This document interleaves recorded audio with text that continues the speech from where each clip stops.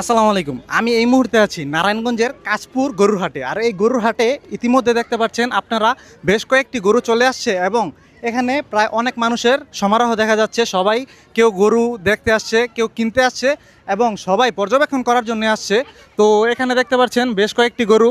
তো আমরা একটা পাইকার ভাইয়ের সাথে কথা বলার চেষ্টা করব যে তারা এই হাটে কীরকম সুযোগ সুবিধা পায় বা তাদের যে গরু আছে তারা আগেও আনছে কিনা বা এখানে তারা এই গরু তাদের দাম কি রকম চাচ্ছে বা কাস্টমার দাম বলছে কিনা সেগুলো জানার চেষ্টা করবো। তো আসসালামু আলাইকুম ভাই। ওয়ালাইকুম আসসালাম। ভাই আপনারা কোথা থেকে আসছেন?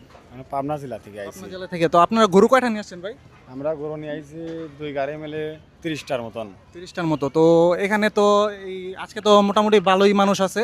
তো মানুষ কি গরুর দাম জিজ্ঞাসা করছে বা হ্যাঁ, দাম জিজ্ঞাসা করছে।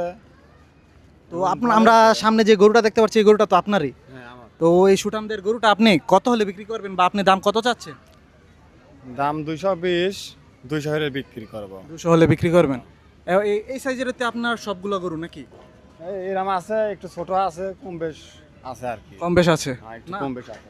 তো আপনারা দেখতে পাচ্ছেন যে এই গরুটার দাম কত চাইলো ভাই। তো এরকম আরও হাজারো গরু বা গরুর পাইকার রয়েছেন যারা এরকম দাম চেয়ে বা গরু এভাবে বিক্রি করে থাকেন। তো অনেকে আসে যারা এসে দাম জিজ্ঞাসা করে এবং অনেকেই নিতে আসে, অনেকে দেখতে আসে। এভাবেই কুরবানি ঈদের আমেজটা চলে আসে আমাদের মাঝে। ধন্যবাদ।